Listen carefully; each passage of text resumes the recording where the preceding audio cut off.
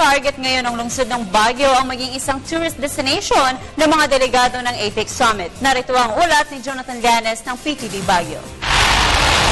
Susubukan ng pamahalang panunsod at ang Hotel and Restaurant Association of Baguio o HRAB na makabahagi sa bidding process para maisama bilang isa sa mga lugar na posibleng pagpulungan ng mga delegado sa susunod na Asia-Pacific Economic Conference o APEC na magaganap sa ating bansa.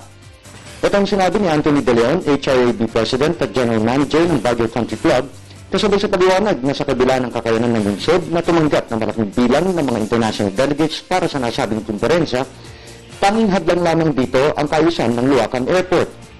Ito ang dahilan kung bakit nananawagan ito, kabilang na ang pamahalang panlungsod sa pamahalang nasyonal na tulungan ng lungsod na maisaayos ang nasabing paliparan. When we discussed this with the association last Wednesday, we all decided as officers and board directors to file a petition to the concerned government officials in the local and national scene, all the way up to President Aquino. So we'd like to call to their attention, especially the condition of the Luacan Airport, kasi one of the requirements is for access. And what better way of access to Baguio City than the Luacan Airport? Whether or not TPLEX is completed and operational by that period, iba pa rin yung may access by air. Bukod sa di pag-abot nito sa international standards ng sampaliparan, suliranin din ang patuloy na pagtawid ng mga residente at mga alagang hayop sa paligid ng airport kabilang na ang kakulangan sa mga instrumentong kailangan ng isang paliparan.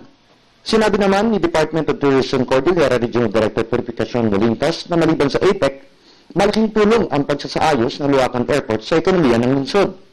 Mapapabilis ang transportasyon ng mga kagamitan ng mga locators ng Special Economic Zone sa palibot ng nasabing paliparan, maliban pa sa mabilisang pagdating ng mga turista sa lungsod. First and foremost, ang doables dyan is for us to have a GPS.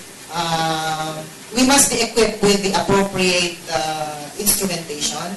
And if we really want to operate 24 hours, I don't know if the OTC has the funds for it, but you have different kinds of lights, the PAPI lights and different kinds of lights. Like when you are about 10,000 feet above, there are lights that will already appear. And then as you go lower, like 8,000, 7,000, you go lower and lower, there are different kinds of lights that will appear.